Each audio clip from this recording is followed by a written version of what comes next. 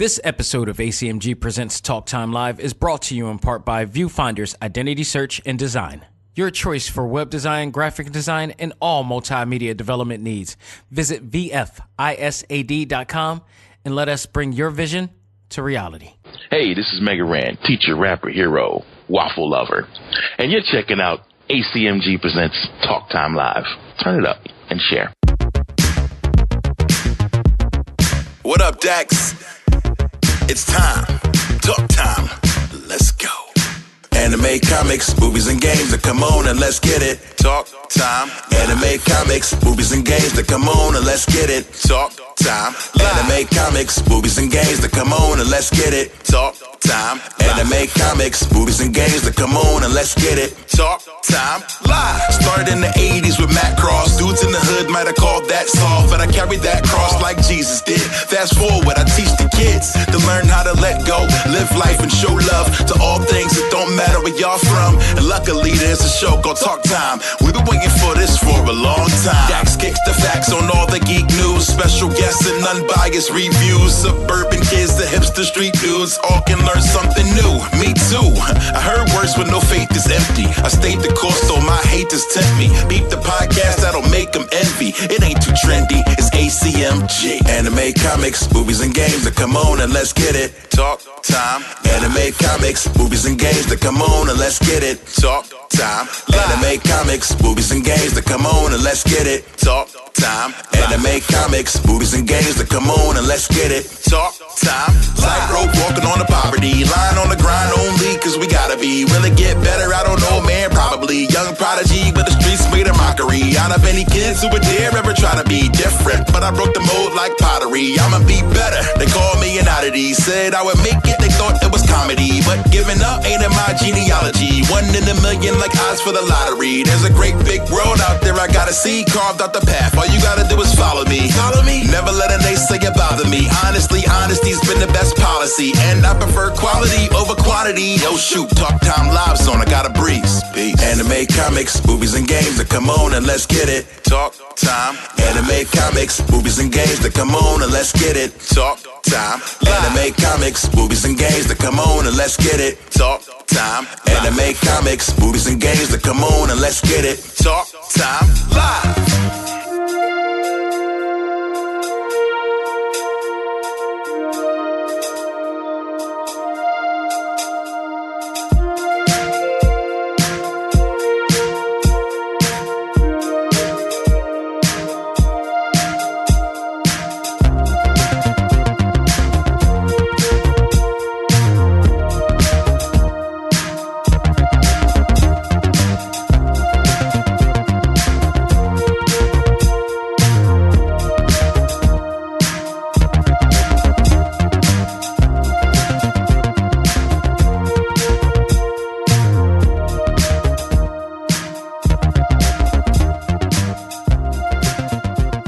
Ladies and gentlemen, welcome back. This is A.C.M.G. Presents Talk Time Live, the Prime Show. I am your host, Xavier Josiah. Ladies and gentlemen, happy St. Patrick's Day. I almost totally forgot that today was St. Patrick's Day until I saw a bunch of college kids wearing green. That's usually the only way that I would recognize that today is St. Patrick's Day. I live in University City. That is the home of Drexel and University of Penn, so they both share properties around my area. And trust me, I love this area a lot. I really, really love this area because, you know, with that said, being a college area, there are also a lot of conveniences in this area, a lot of everything in this area. So I get to enjoy everything that the college kids wear, especially food areas, and I can't stress enough how great that is. But every year, the college kids always go to bars around here, local bars, and dress in green shirts. And you see some sights. Sometimes you see some really... I've lived around this area for over 10 years, and I've seen some really interesting things. And hopefully to that, everybody will be safe, as I always hope for every year. There's always somebody, whether male or female, coming out, walking around the block twisted already. So with that said, have fun, be safe, enjoy yourselves, and have a great time. Now, moving on to that, we got to celebrate something else here because just yesterday I celebrated the 1-year anniversary of the Talk Time Live theme song that you hear every week, which is why you're hearing the entire song. You're hearing the song in its entirety because just one day, yesterday, last year, I premiered that song, created by the one and only Mega Ran and produced by the one and only K Murdoch. Both has been on the show many a times. Mega Ran, who you have seen many times, and very recently, I might add, continuing to aim high, continuing to go forward, continuing to, transcend and supersede his own self and what he does, and he's having a great time. Well, we decided to play the song in its entirety in honor of that, and just as we did that, unbeknownst to myself, watching Ring of Honor 17th anniversary, Mega Ran's hosting the show. He was playing the host at a pre-show. He was set to perform at the pay-per-view, and lo and behold, Bully Ray, aka Bubba Ray Dudley, came out and interrupted it and actually assaulted him in only the way that Bully Ray can. Now, I am going to recognize this as storyline only. There's just no way in hell that this is anything of a shoot. And if you're a wrestling fan, you know what that is. But I decided not to reach out to Mega Ran on this. Me as a pro wrestling fan, I'm going to stick with the code. We're going to play along with this. But as far as the segment is concerned, it was okay. I felt it was a little off in a sense on certain things, but I thought Rand did a really good job playing off his lines towards what he needed to say to Bully Ray, and he came off a little bit comfortable, partly because he's been in the ring before, not wrestling, but he's been in much bigger crowds. He was in a SmackDown audience before he was in this, so I'm pretty sure he was a lot more comfortable doing that. But with that said, part of me felt a little bit eerie because Bully Ray is Bully Ray. That dude's a legend. I know in his heart of hearts he is a good dude, but he is a master of being a heel, a real heel, not like some of these guys who are supposed to be heel bad guys but are not doing it. He is an artist at being a heel, so he knows how to really make people feel really the wrong way and the right way, and say so. He wound up pushing Mega Ran to the side. He pushed his Mega Ran's other cat from Matt Mania podcast to the side as well. He actually did more to him. He kicked him, and it really felt like a JBL moment, and that's what made me feel eerie about it. And I guess if that's the case, it worked. There are some critics out there that didn't prefer the segment, but for those who were watching, I know I've heard from his fans. His fans ate it up really well, so there's a positive there. It felt off for me from a standpoint that we're seeing a lot of this. I've stopped watching SmackDown and Raw because, one, they're not giving us what we want despite they said they were, and two, they are harping on this racist angle, that something that I've lived through in the real world way too much. And it's like there's some hidden messages in there that I'm like, I don't even want to deal with it. I'll put my focus on NXT. I'll put my focus on New Japan Pro Wrestling. I'll put my focus on Ring of Honor. I'll put my focus on what is the other one? AEW when that arrives. I'll put my focuses all on those. The deal is that, and I'll say this, I'll end this for the Ring of Honor segment that Mega Ran did. I'll say this. With what happened with him and Bully Ray in that segment, I really do hope this leads to Mega Ran getting to perform at Madison Square Garden, or him getting some payback and a payoff from this at Madison Square Garden with whoever faces Bully Ray, because if it doesn't, I'm kind of a little bit torn about this segment here, but we'll see. Hopefully this is a means to continue working with Ring of Honor in that case, but definitely, without a doubt, congratulations for actually being able to be on Ring of Honor. Ring of Honor is a near and dear to Philadelphia because it started here, it was birthed here, and I got a chance to see some really, really legendary moments live with that show, and to see them still keeping it going, hopefully continue to keep it going with everything that's going on right now It was great. So shout out to there. I digress. Today, we got a lot to talk about. You know, thank goodness it's St. Patty's Day because the luck of the draw came and the biggest news of the week happened. And that is James Woods. I'm sorry. I said James Woods. I always say that. James Gunn is back. James Gunn is back in the helm of Marvel Studios. And let me tell you, that news made a lot of people happy. I have not seen one negative comment about it yet. And there are negative comments out there. I guess they're keeping quiet at this time, but me personally, I couldn't be more happy.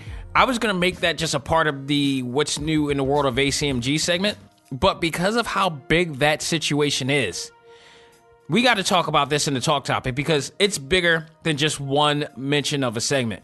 It is bigger on a lot of aspects because of what's going on right now in Hollywood and entertainment as well with everything that's going on. Disney and Marvel Studios' decision to bring them back is a way bigger deal. I don't know if people understand how big of a deal that is because it's going to send a message out to a lot of things and a lot of studios out there that's going on right now. So we're going to talk about that in our talk topic. But trust me, we have a lot to talk about in our next segment. So without further ado, with everything that's going on and all the trailers that's happening, let's find out what's new in the world of A.C.M.G. And now, it's time to find out what's new in the world of A.C.M.G.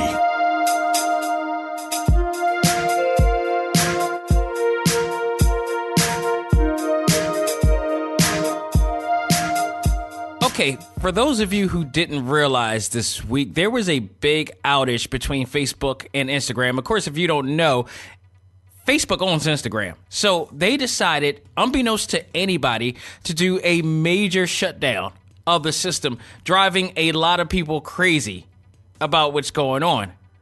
I was not one of them because I was totally aware that they do stuff like this. And they a lot of times do talk about shutting down the system to do an overhaul. To what we don't know, because when it came back on, nothing really felt different. There was some upgrade and changes and interface changes as well, but I hate when they do this without telling us and letting us know, especially for me, because, and for people like me, for people who design, you know, promos and such, and they change the dimensions or whatever and don't tell anybody, and you got to scrounge around on the internet to figure out what's the new dimensional size of the year stuff because they're switching around. They don't inform anybody. They don't tell anybody. They don't even let you know where to find things, and that bothers me to no end. But I digress. Amongst all of that, we had an outage for like about a day, so it wasn't totally bad. But when we came back, one of the best things to happen in its comeback, aside from the news of James Gunn coming back into the Marvel Cinematic Universe, was that we got a full second trailer to Avengers Endgame. This time we got it full length, about 2.5 minutes worth of footage. So let's talk about that. The trailer starts off with Tony reminiscing, pretty much doing a voiceover, but he's reminiscing over his journey, how his journey started, and they show clips of everything that has happened since 2007's Iron Man on. And then it turns into Steve, who also does a voiceover, and he then voices about his opinions on everything, or his views on everything. But also there's a voice that sounds like Peggy Carter saying the world has to change, and all of us can't go back. All we can do is our best, and sometimes the best is what we could do is start over. To that extent. Wasn't exactly the quote there. But within that scene, we see clips of Hawkeye with his family and another clip of him as Ronin meeting up with Natasha, a.k.a. Black Widow. This leads us to believe that something definitely happened to his family during the finger-snapping moment of Thanos. And I kind of figured that's what's going to happen. And I don't know if that means that we're going to see what exactly happened. I got a feeling we are, and it's going to be heart-wrenching to see that. I knew dating back to when he announced that he had a family, dating back to Age of Ultron, that something eventually was going to lead into happening to his family eventually. And it is. So we're going to see that. hopefully we're going to see that. Now, you got to remember, everything that we see in the trailer may not actually appear in the movie, which is great because that we get the chance to see some rather extra footage, or we see some hitting things going on in there. So that's going to be something interesting to see. And other things that we saw in here was then it then moves on to Thor as he witnessed his friends fade away, all of them. Another scene with Ant-Man putting up missing posters of Hank and I forgot the girl's name. Is Jane, I believe? Or no, Jane is his mother's name. I forgot the Van Dyne character's name. I forgot, but you know who I'm talking about from Ant-Man. From there, all of them say that all of them just say repeat whatever it takes, followed by the logo popping up.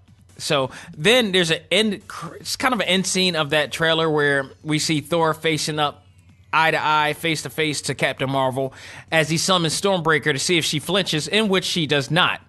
Thor then looks around and says, I like her.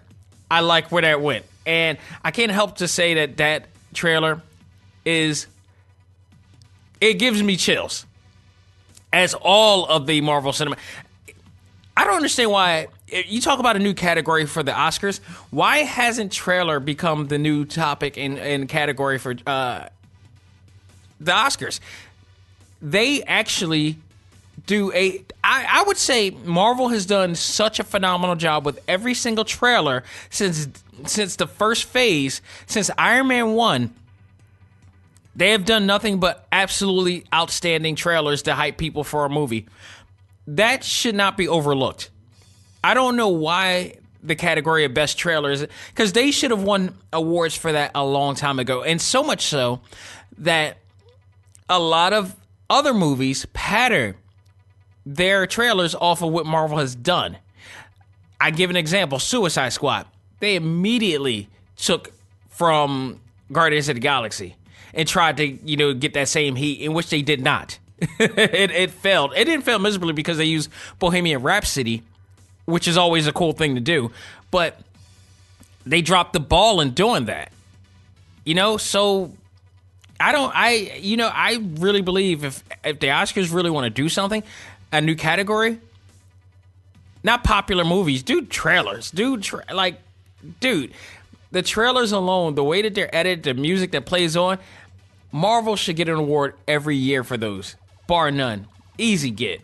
So we'll see. But we can't talk about the Avengers Endgame trailer without talking about the Endgame poster and the controversy that went along with that involving Denai Guerrera, who is Okoye, and also who is Michonne from The Walking Dead. Denai, who plays Okoye, was left out of the credits. She's in the poster. Beautiful poster, by the way. Beautiful, beautiful poster. Stunning poster. Great poster. But all of the credits, if you looked at before, all of the credits were up there except for hers. And people immediately saw that and immediately jumped on it. This is some of the good things about social media, and I believe, is to catch on things like that. And thank goodness, I believe, because they only posted the actual, hopefully that's all they did, was post the graphic digitally, that they did not begin to promote and post those posters and print those posters, because they would have to do a retrack and add her name on there. But it was an easy thing to do because, when you do graphic design, it's easy to, if you see a correction there, you can easily post it up and repost it very quickly. That is not a issue at all. Now, the situation at hand is, why was it left out? Some are going to play the race card here. I will not. I'm going to give them the benefit of a doubt of not thinking that. I'm going to think at a sense, and I think I understand why this happened and why it was overseen. And I agree with Michael Jai White, who spoke about this on TMZ Live this week. I agree with him. He said, I don't think it was anything racist. I think it was an oversight. Mainly, and I believe this to be true, mainly because of the caliber of talent that's in that poster. It had nothing to do with it being black and white, because Don Cheadle is also in there, and he's a high caliber, actor as well. His credits was there. she's new to the front. She's not only new to the front, but she's also a character that is not really a main character in the books. Now she is because of the movie, and they've begun to focus on her more and more mostly because of who she is as an actress, and also in accordance to what she is now. They began to front her as a more of a major character more and more lately. But compared to the Thors, the Captain Americas, even the the Black Widows, all of those, everybody on that poster are extremely established characters in the movie.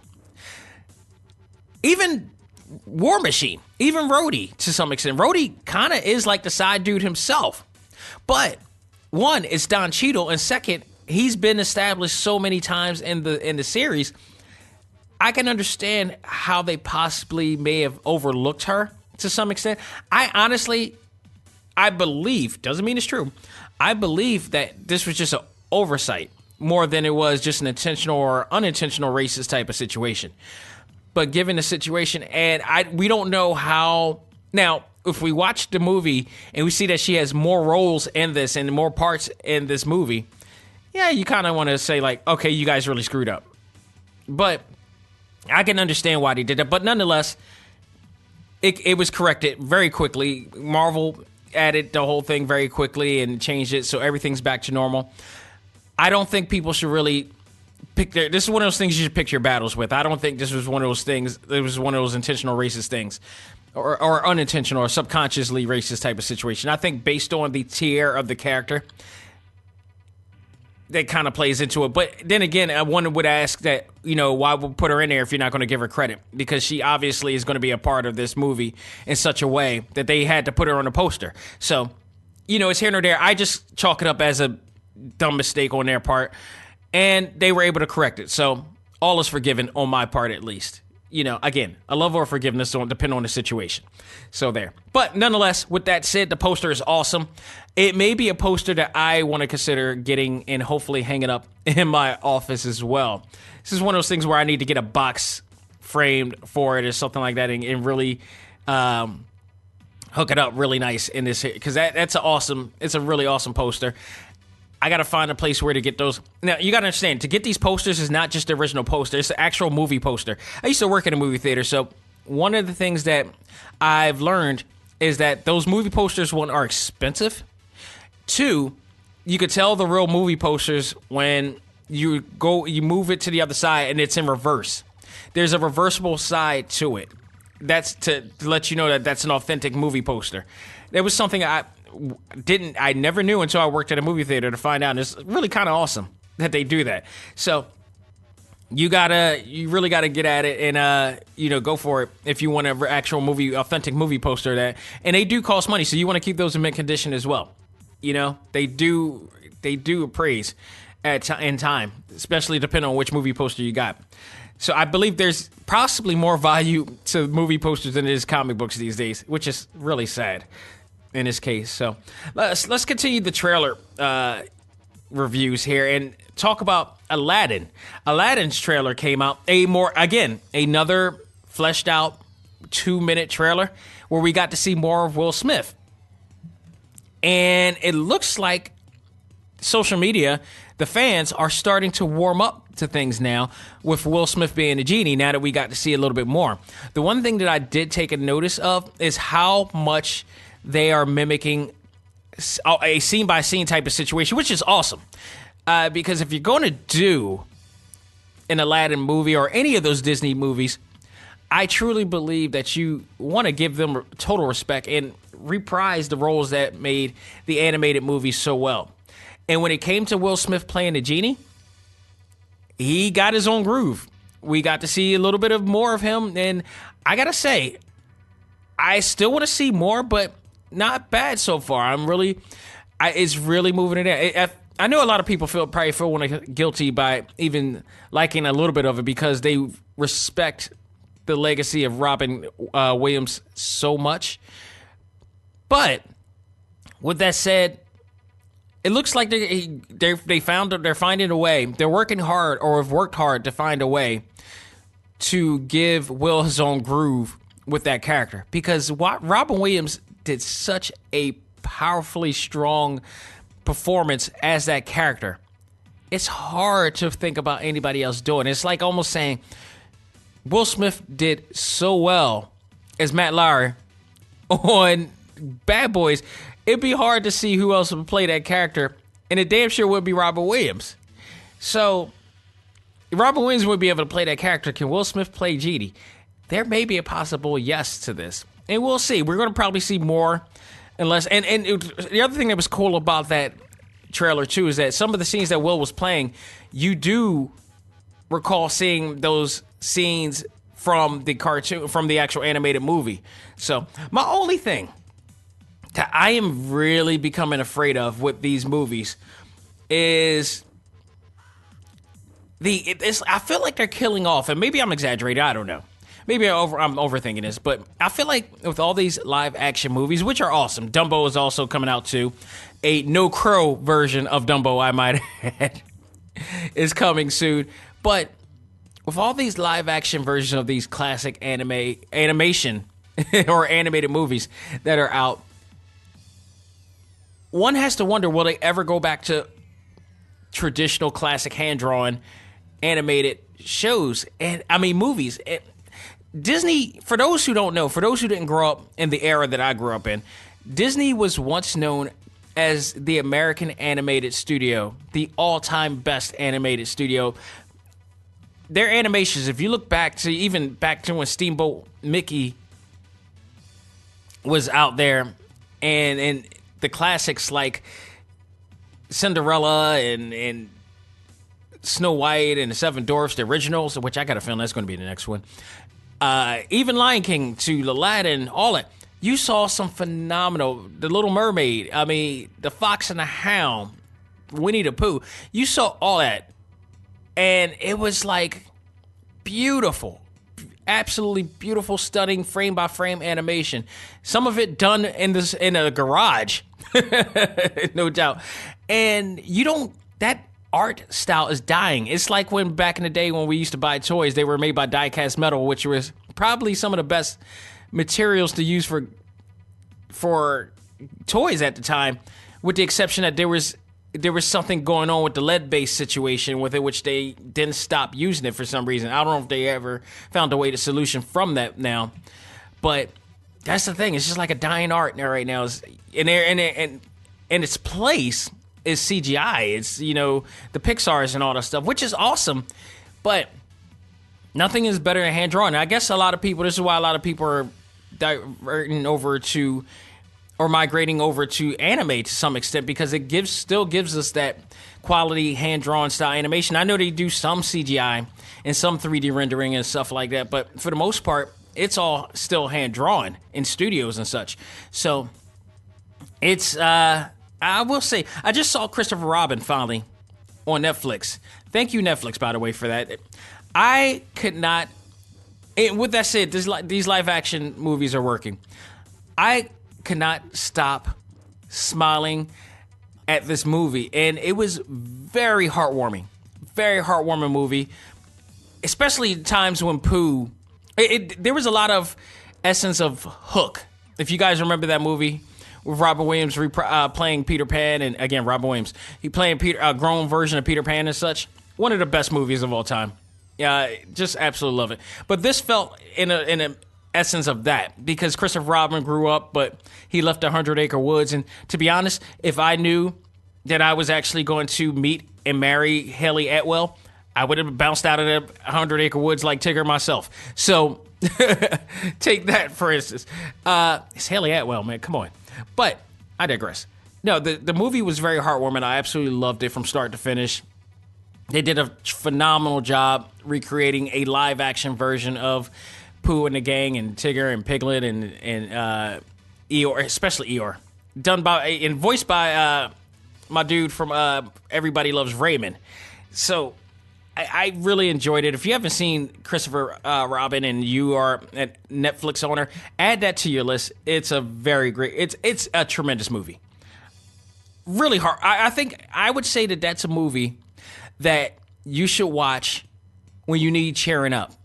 It really warms your heart. It really, if you have a hard time being emotional, or if any time, watch Christopher Robin. Guaranteed. It'll get you. It'll get you, man. Just listening to Pooh, it'll get you from there. But speaking of Netflix, let me get to this news first, because this is awesome news. I'll get to the Netflix part, because there's some really cool things going on there. But Brie Olson, we're just, about a week or 2 weeks removed from Captain Marvel. No, a week, because I just reviewed it last week.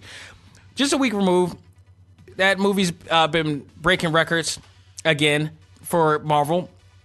And Brie Olson has just been having the time of her life, having a lot of fun with this. And now, of course, we know she's going to be in Endgame as well.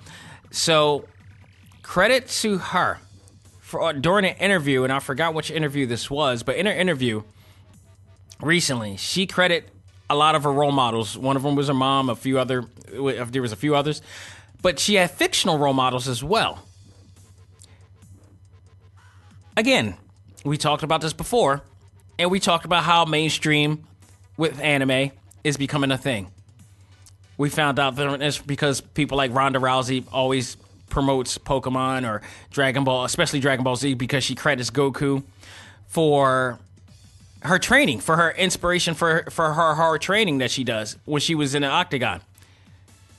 Now we move over to Brie Olson, because now she credits Sailor Moon as one of her role models.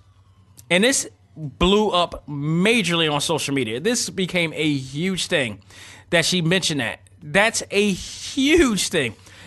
If for those of you who don't know, Sailor Moon used to air on syndication, like on Sundays and sometimes on weekdays, all over the country. The edited version of Sailor Moon, I might add, not the real version, because the real version, you know what? It's funny. Well, I know Hulu has aired the uncensored versions of that, but the funny thing about that was Sailor Moon was the first anime or animation to ever have a lesbian couple characters in there they were both lesbians. It was never thought of, and anime has been a first of anything. I think they had the first interracial couple too in Robotech or Macross as well, but they were the first.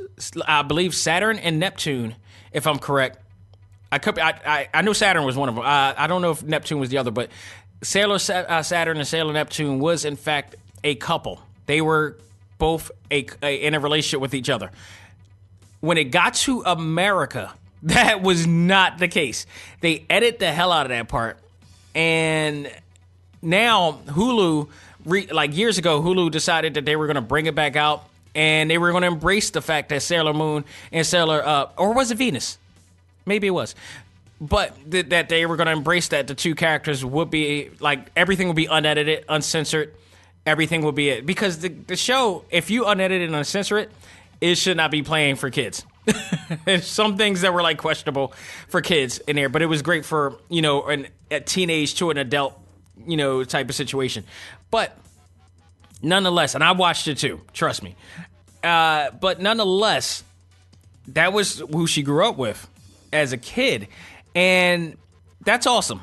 That's really absolutely awesome that anime is getting recognized by some of these major celebrities and stars out here that are embracing their fandom for anime, that are they're helping to bring anime even more into the forefront because of that. And as a inspiration to what Brie Olson said, an artist on Twitter by the name of let me see if I get this name, Drakia Ranak, illustrated a Captain Marvel Sailor Moon mock-up, which Brie Olson herself tweeted, retweeted and praised. It's a really good illustration. I actually posted it in our A.C.M.G Facebook group. If you are 18 or older, you could go into our A.C.M.G Facebook group at facebook.com/groups/ACMG1. Only if you are 18 or older with a legit profile of 5 years or older with pictures of you and you actually interacting and socializing with other people. We do not take just anybody. So, but nonetheless, it was really cool to see, and that's really awesome news to hear from, and to see every time somebody mentions, especially of her caliber, Brie Olsen's like a big deal, and even before she did Captain Marvel, she was a big deal. For her to really acknowledge that and embrace that it always helps. Whenever you mention any of that type of thing, it always helps.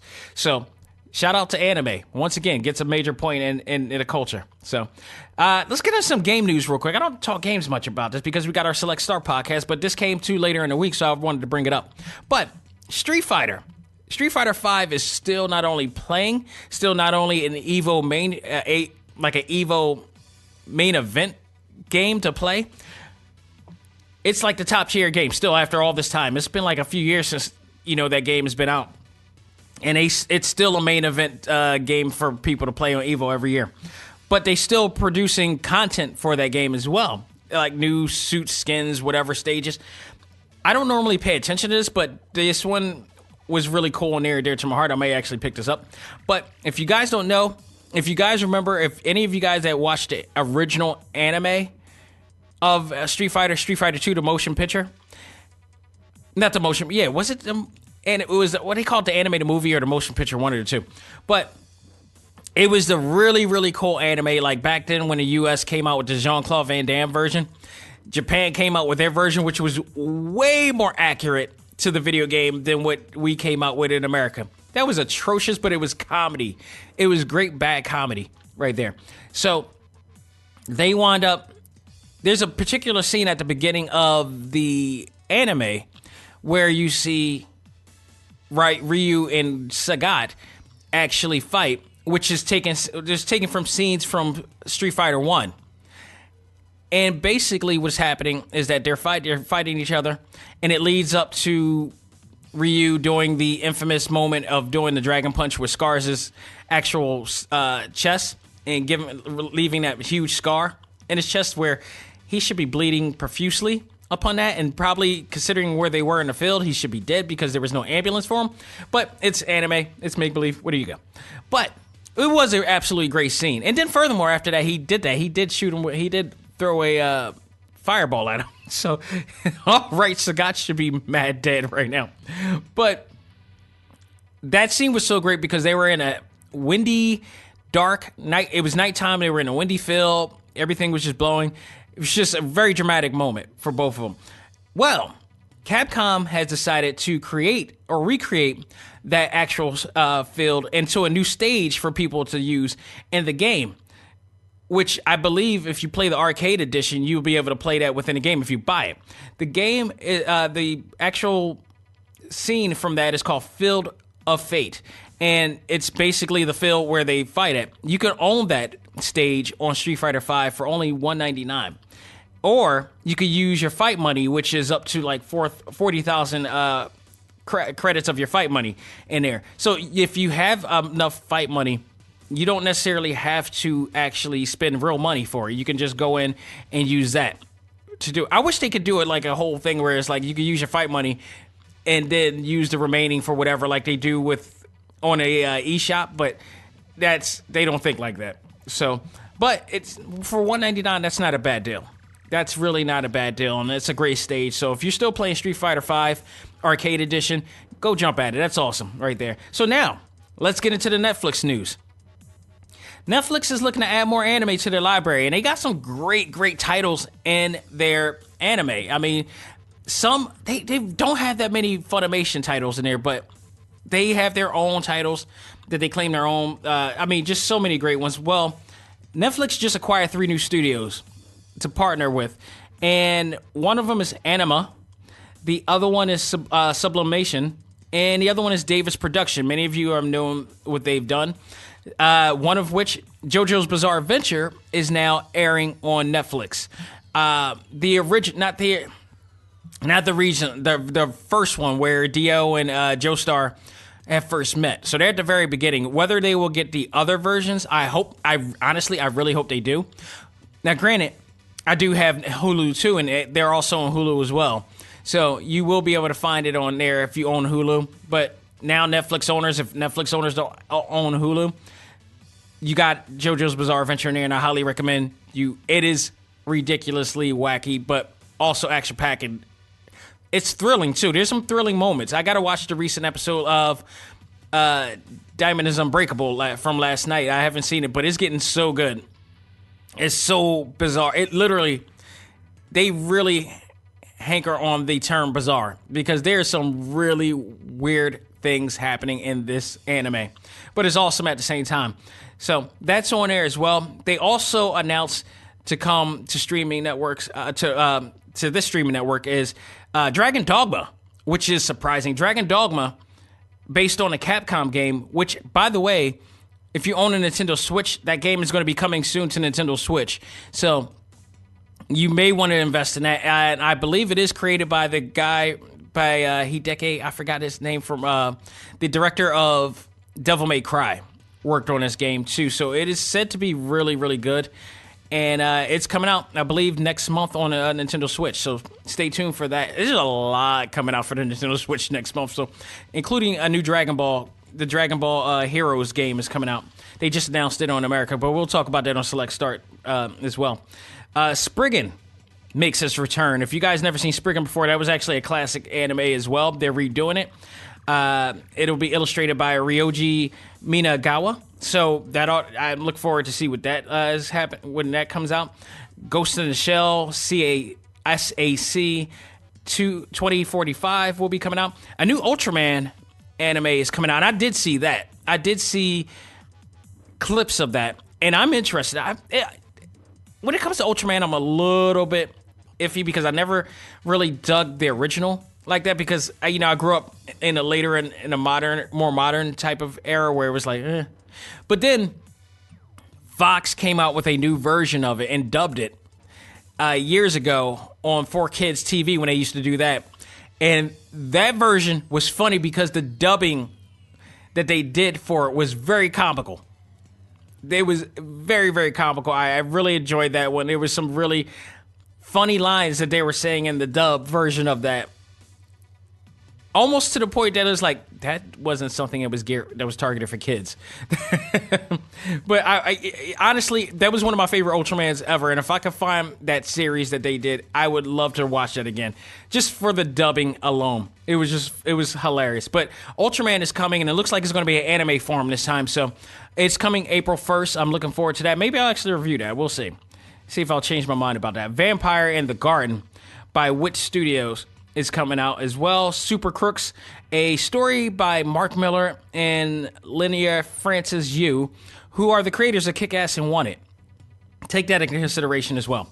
As also note that they've already come out with great titles such as Castlevania, Baki, one of my favorites, Seven Deadly Sins, Devilman Crybaby, which has become award-winning as of recent, and more. I mean, so they got a large amount of great anime on there already, and they're looking to invest more because anime is becoming mainstream. And I'm saying this only because whoever's hearing it, and if it's one of my peoples that's hearing it, that I debated about the fact that anime has become more mainstream. This investment in anime is not a coincidence. It's not a coincidence. They are giving understanding that this is becoming the new genre and the new trending genre that they want to mess with. And I guarantee with the success of Alita Battle Angel, we may see a lot more of it. And it even coming in live action. So get ready to cringe, people. I'm predicting we're going to see a Dragon Ball movie again. Only this time, I think we're going to see a good one. That's my prediction. I think we're going to see a very good one this time.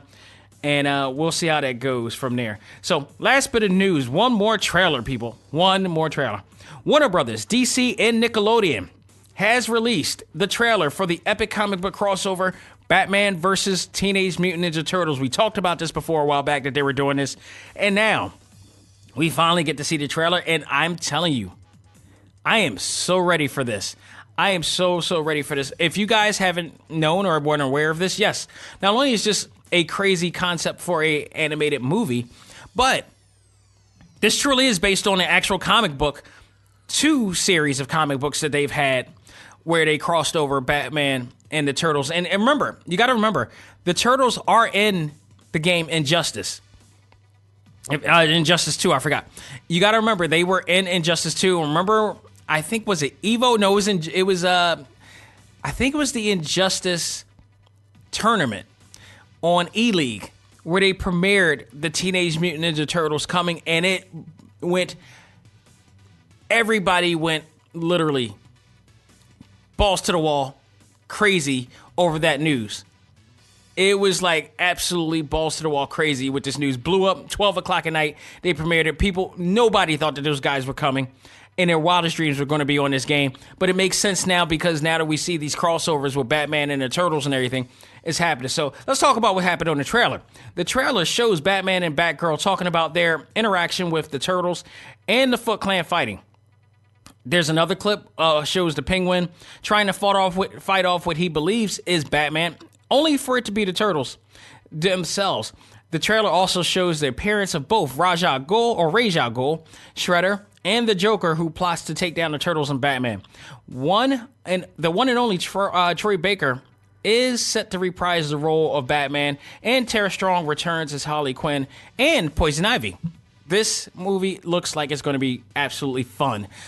And the minute I heard Batman's voice, I was like, for just a millisecond, I was like, that could be Kevin Conroy, but it's not. This got to be Troy Baker. Nobody else has that type of voice than Troy Baker. And I looked at IMDb later on, and yeah, it is him. So it's obvious.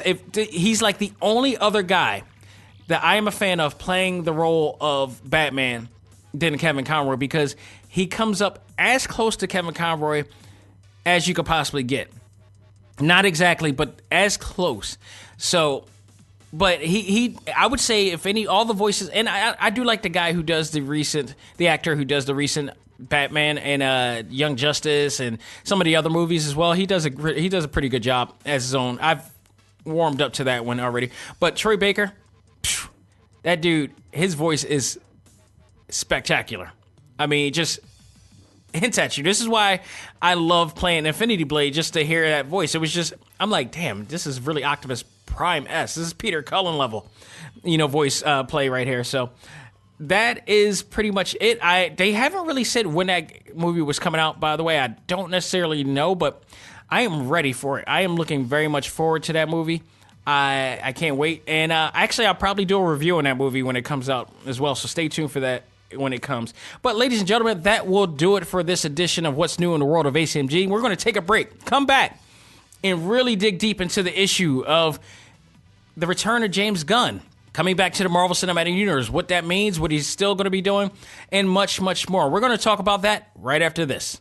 Ladies and gentlemen, this is Dak Xavier Josiah, the host of A.C.M.G. Presents Talk Time Live, the podcast. You want to catch up with all of our podcast shows and hear from some of the hottest names in all of anime, comics, movies, and games, such as... This is Miley Flanagan, the voice of Naruto. This is Stephanie Shea, the voice of Sailor Moon. This is Ruben Langdon, voice of Ken Masters and Dante from Devil May Cry. Hey there, this is Kyle Hebert, the voice of Ryu from Street Fighter V. This is Chris Battle, character designer of Teen Titans Go. Here's your chance to check out all of that and more on TalkTimeLive.com. TalkTimeLive.com provides all of our ACMG content with new and previous episodes, exclusive interviews, articles, and much more.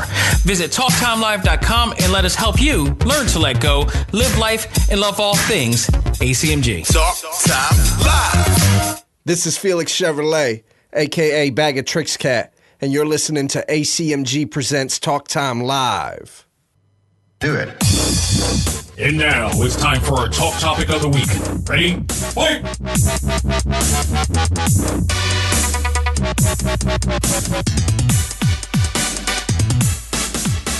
All right, folks, we are back with our talk topic. In this discussion, we're talking about the return of director James Gunn into the Marvel Cinematic Universe, taking back his position as director and writer of Guardians of the Galaxy Volume 3. This news broke out about a couple days ago, and in a firestorm of praise and happiness from many, we're extremely happy because for the long run, since the controversy situation happened with people revealing tweets that he made a decade ago and bringing them back up, it became such a dire situation. Marvel Studios have since released him. Disney decided to let him go. there was a split view on a situation as to whether people forgave him for what he did 10 years ago and he hasn't done since, to the people who were damning him for life and burning him at the proverbial stake. And it was just like, it was crazy. In this day and age, we live in a state of fear. I've mentioned this many a times, and the minute somebody does something wrong, past, present, no matter what it is, whether it's something just minor or something major, you're damned. We've become that type of country now, that type of society now, where you can't do anything wrong. And it's unrealistic that you can't do anything wrong. There are levels of things that you cannot do and you should not do. But everybody makes mistakes. Everybody says something that they shouldn't have said or done things they shouldn't have done before and regret it and is allowed to redeem themselves to some extent or to evolve from what they did in the past. Myself included. Definitely myself included. James Gunn last year was fired for these offensive tweets, and it was like that resurfaced. So it's like because of Roseanne getting damned for what she said in the present, not the past, I guess a bunch of, Republicans and, and such decided they want to dig deep on the James Gunn and started targeting people and going after people just maliciously for stuff that they said in the past, not the present like Roseanne did. It's one thing to say it in the past, but you can evolve, especially after 10 years. You have to evolve after 10 years. You cannot devolve in 10 years. You cannot. I mean, some people do. Obviously, the case with Roseanne Barr, who at one point I respected highly. I was extremely happy that her show was back on. And even though I thought when they were like, she's a Trump supporter, she's going to be talking about Trump, I'm like, all right, that's here and there and there, but that doesn't have to be a focus on the show. But to her stupidity, she decided to do things the wrong way. It's one thing to do things your own way, but you still have to have some type of control and pick your battles into what you do. Oprah does what she wants and says what she wants to, but she knows how to say it and get the point across without offending many people, with the exception of the whole Michael Jackson situation that people are pissed off at her about recently. But, that's a whole nother situation there. She's a victim. She's been through stuff. I mean, that's a whole nother discussion right there. The situation here is that you got a guy who said some things 10 years ago and regrets saying them. He was sorry for saying it. He did not step away and turn away from what he said or what he did. It was what it was. Due to the way James conducted himself throughout this entire controversy, Disney chairman Alan Horn decided to rehire him just on the basis of how he conducted himself. He never said he didn't do it. He never shied away from it. He opened up to it. He apologized to it. He knew how wrong it was, and he moved on. And if he felt as much as it was for him to leave, I'm sure it was, especially to his brother as well, who also worked on Guardians of the Galaxy with him on a lot of situations. He was Rocket Raccoon's body double, pretty much. And it probably broke his heart, but he stood cordial the whole entire time and professional. And because of that, they rehired him back. And it wasn't what he did was bad. It was bad. Don't get me twisted. It was bad, but it was bad. It was considered bad 10 years ago. And in fact, he wasn't the only guy that was making jokes the way he was and provocative jokes like that. There were tons, thousands, millions of people online, in person, making these jokes because why? We heard these jokes in comedy shows all the time.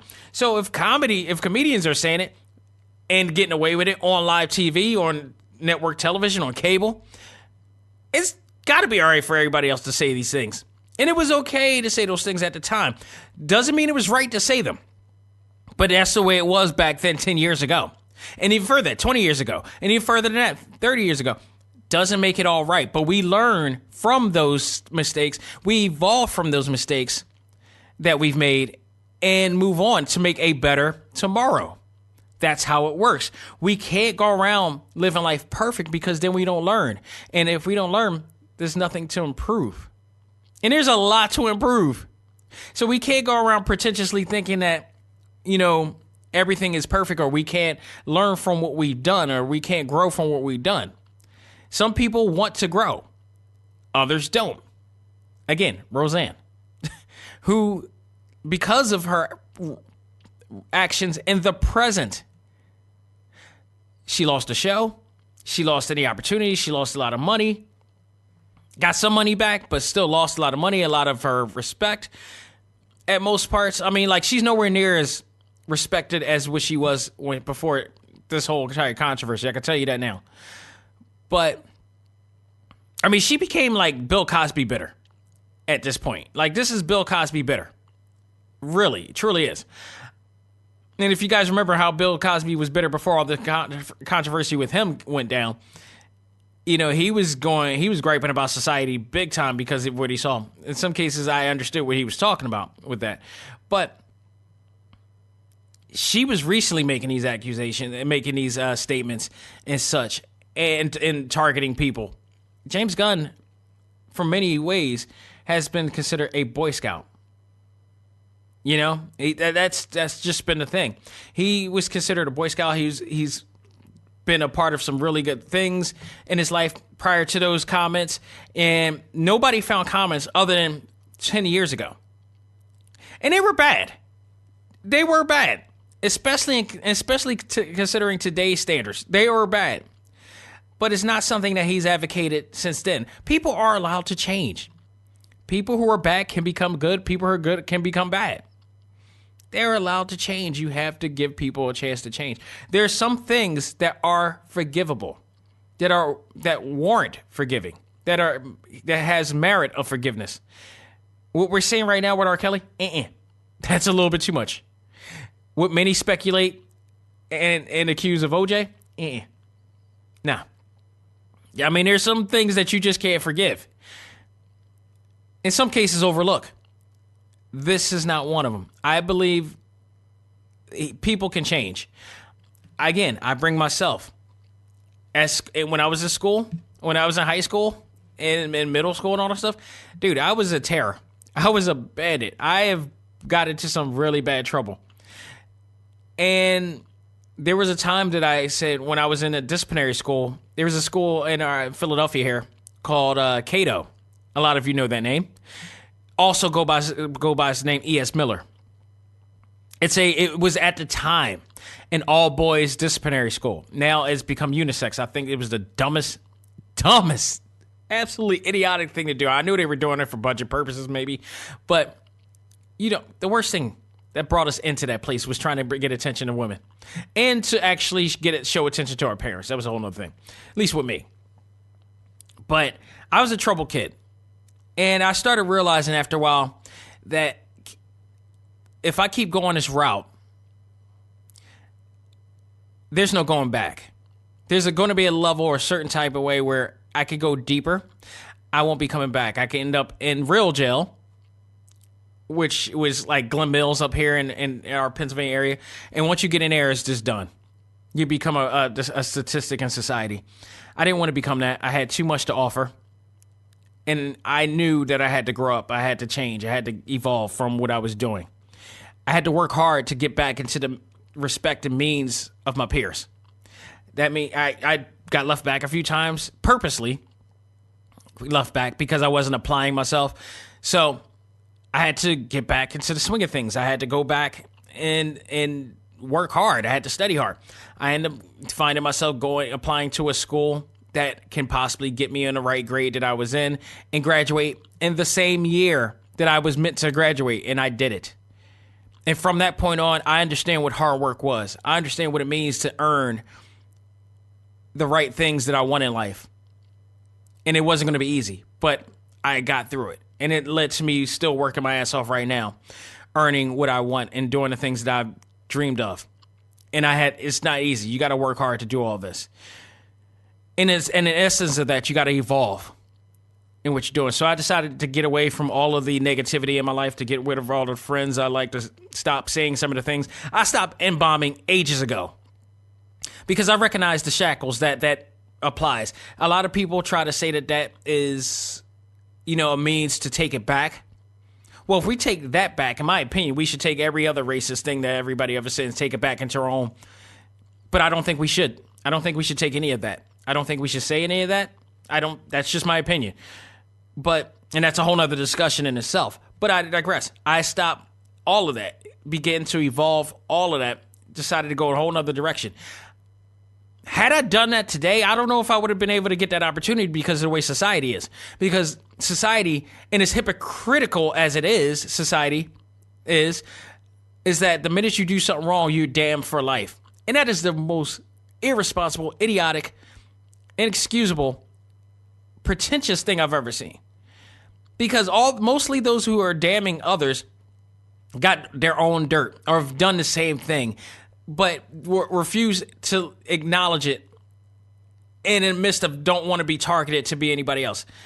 I have done and said some things that I don't really, I don't want to say I regret, but if I had the choice to do it again, I would not do it. And I say I don't regret it because it led me to, had I not done some of the things that I did, I wouldn't be able to learn from them, and I wouldn't be able to do what I'm doing now. So I never regret, nor would I go back. I don't know if I go back in time and change it. Depends. Because changing it, who knows what else would go by. I'm not saying it would get better, but it is what it is. Some things, I don't know, it would. But honestly, when it goes to James Gunn, it's like he did something 10 years ago. He's not doing it now. He regrets it. He stood up to it. And because now he's back. Now, did this, in fact, say that Disney jumped the gun, no pun intended, with the situation? Many felt that because 10 years ago, and that he evolved from making offensive comments like this, that he should not have been punished. That he should not have been punished for that. Disney, this was the early times when, with all the accusations that's been going on with, Me Too and all that stuff and everything that's been going on, people have been even more afraid at situations more. So their reactions to things, especially studios, have reacted way too quickly to situations. We go back to the Vic Mignogna situation of recent. Who was it? Funimation decided to let him go. Rooster Teeth decided to let him go. My only speculation is that both of those studios have information on Vic Mignogna that warrant the decision to do so, because they got to be careful. And Vic now has is fighting back. He's never another guy who's never really stepped away from any of the accusations that is out there. In fact, he put out a statement, as we talked about before, addressing that he was not aware of what he's done.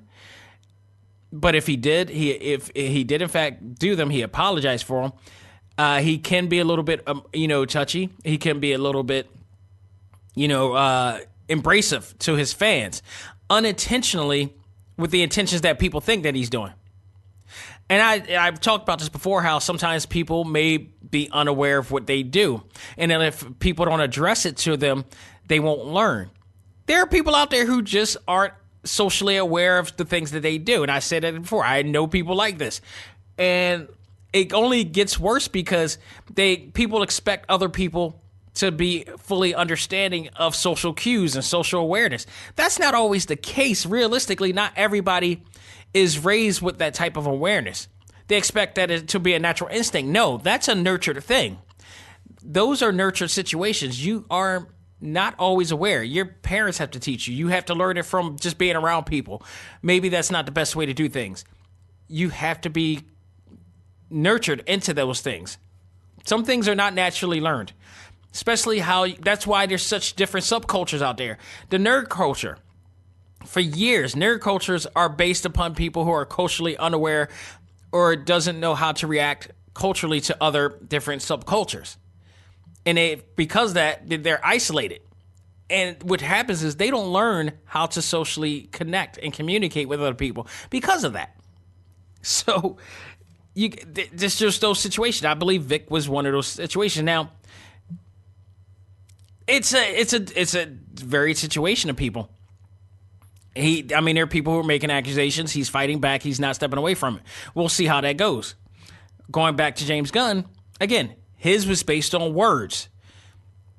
His situation was clearly based on words that were said. They were basically jokes. Again, that were offensive now. I'll repeat that again. That were just not really that were considered not offensive back then, but are considered offensive now. And he's owned up to it. So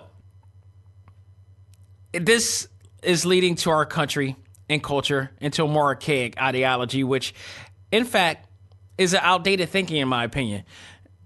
You know, there was a point in the 90s where people said provocative things a lot. I mean, if the millennial generation goes back into the shows, Living Color, Def Comedy Jam,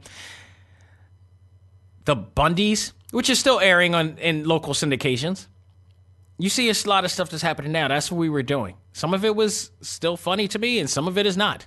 Some of it, we got to look back at it as like, yeah, you got to change from that. That was then, this is now. So, but with that said, you got to be allowed to be forgiving.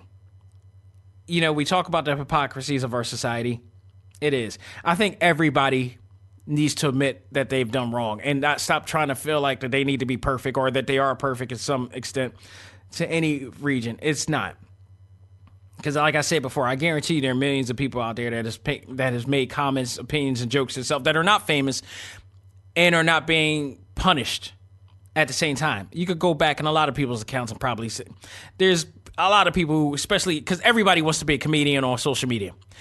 Everybody try to say something shock value. I've had to delete posts many a times of people making offensive comments about gay people or lesbians or, you know, transsexuals or whatever like that because they feel uncomfortable about talking about it, but they want to, you know, poke fun of it. I had to in our A.C.M.G Facebook group alone for the 6 years that I've done it. I had to constantly do it because we have people, fans of all kinds in A.C.M.G. And far be it from me to want to make people feel uncomfortable when all we want to do is talk about our favorite fandoms, our love for anime, comics, movies, and games. So that's why I really heavily guard A.C.M.G because I want it to be a safe environment for people to enjoy these things. But people are allowed, and I approach some people, you know, in their DMs about what they've done and make them understand, like, this is not the place for it. We try to have respect for everybody. This is the time we live now. I try to keep people from making those same stupid mistakes or learning from what they've done. Some of them do, some of them don't. Some of them don't learn. Some people are just outdated and are archaic with the way they do things. So that is what it is. So my next question, when is it time to forgive? With everyone being accused of some forms of these scandals these days, you know, as a society, we have to use critical thinking on these certain cases. And I say with James Gunn, he was one of the people, and there's somebody else, I forgot the other person, who also had virtually the same situation that he's done 10 years ago. Some people warrant forgiveness for 10 years ago. And I say this, you know I'm saying this right now and I'm thinking about somebody. I'm thinking about Hulk Hogan. I'm thinking about Hulk Hogan right now because he said some things. Now, see, the difference is James Gunn said some things in the past openly that he thought he could get away with. And he did at some case. He didn't now these days. Hulk Hogan said some things that weren't supposed to come out and did. And down the line, depending on how he acts, it's going to be a case-by-case basis whether he's going to be forgiven for the racist comments that he's made and on those hidden tapes that he didn't want people to get out. And again, if had he not come out, there's guaranteed, I bet money he would still be saying them. Case-by-case basis. But depending on how he reacts now, it's going to be a case-by-case basis whether he's going to be, people like him are going to be forgiven for what he's done and said. I mean, we got the governor that, what's the governor that was accused of, you know, doing blackface a while back, you know, stuff like that. You got the new college scandal situation, which really, really breaks my heart, being a graduate myself, being a person who wants to achieve and utilize the degree and the honors that he's worked hard for through all these years, only for it to what is it worth? We don't live in a merit-based society because we got people cheating and bribing their way into getting their kids into college. This is the life we live in. This is the society we live in. So, we got people like that. We got people like R. Kelly. We got other people out there who are doing who have done malicious things, who didn't own up to their crimes. Then you got James Gunn, who openly admits what he says. You got Vic Mignogna, who's fighting for his name right now. Whether that will depend, and really admitting and apologizing for his crimes, or for his doings of wrongdoing or unbeknownst wrongdoings or whatever. At one point, where do you forgive? When do you actually forgive? When the name of James Gunn only comes up, and only in matters of based on the Guardians of the Galaxy and Marvel, it's an interesting thing. It's an interesting thing. Many have said that he was a Boy Scout from the get-go, from this point, and this is the difference here. We talked about this. People are always going to compare, and I'm waiting to hear. I'm waiting actually to hear Roseanne Barr. I'm waiting to actually hear Roseanne Barr talk, because she has made mention before as to how much people have supported James Gunn in comparison to her. Well, the difference is, again, you've made racist comments and derogatory, and you're still doing it. You're still doing it to this day, making comments about it, even in the present. James Gunn has not. In fact, he has said how wrong he was about saying it. You've vaguely done that, and in accordance to that, you still followed up with it. It's amazing. I mean, if you compare the two, they both had controversial comments made over a decade ago, but you notice you're still making them now, and he stepped back from his and retracted his and decided to go a whole nother route. He's learned his lesson. So with this, what it's doing, I believe, what will happen now with other studios and such like this, I think the decision that Marvel and Disney has made from this decision is going to make other studios think back and possibly, look away. So, I mean, with that, because there's nothing bigger than Disney and Marvel right now. That's the truth. We're going to see what happens, what Funimation does with Vic and what other studios do with other people that have made other accusations. And I think there's going to be somewhat of a court hearing. Maybe not actual court, but maybe some type of decision that's going to reinstate some people back and other people are going to remain. But this really changes the game. This absolutely really changes the game here. And I'm glad to see James Gunn back.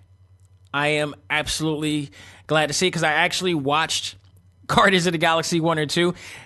And I ask people this, who have still been supportive of it, or if not, regardless, but still watch Guardians of the Galaxy Volume 2. Does that end scene when they give Yondu the funeral with the Ravers funeral? I tried my best not to tear up and be emotional about that, but damn, every time I see that, they get me, because when James Gunn's brother begins to scream and holler and cheer emotionally, it grabs me, and that music hit. I've watched that movie multiple times since the theater, and I was like, seriously, F you.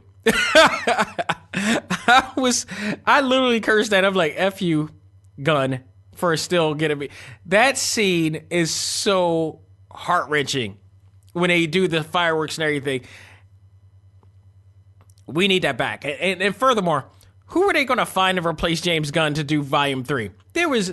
I guarantee you, part of the reason why that Disney and Marvel reinstated him too as well, because one, he is still going to be doing Suicide Squad. DC Films said, look, y'all don't want him, we'll take him. We understand. We support this dude. We know he's learned his lesson. We realize we get it. And also, we're desperate for great, talented directors. So we're going to take him. We're going to hire him to do Suicide Squad. And he is still doing Suicide Squad as of right now. He's still agreed to write and do Suicide Squad and reboot it, whatnot. And this is with also the news that Idris Elba will be replacing Will Smith because Will Smith had other commitments. I think this may be Will Smith's loss because Idris Elba, many have saying Idris Elba should have been playing that role in the first place. But we do recognize that Will Smith, in all respects, is the bigger name. Idris Elba, when Idris Elba first started getting into the scene, Will Smith was already still the man. So if you put him in hierarchy, Will Smith is still the dude to put in there. So you got to respect that. But as better quality actor for that particular role, oh yeah, Idris Elba is going to play a much better Deadshot, in my opinion. So he may actually make the movie a lot better just from that standpoint. That's not taking anything away from what Will Smith did, because Will Smith, for me, helped me enjoy that movie, which was, it was an okay movie. It was a watchable movie at best. And Margot Robbie as well, of course. Margot Robbie especially, in that essence. But that movie had problems. And hopefully they change a lot, especially Killer Croc.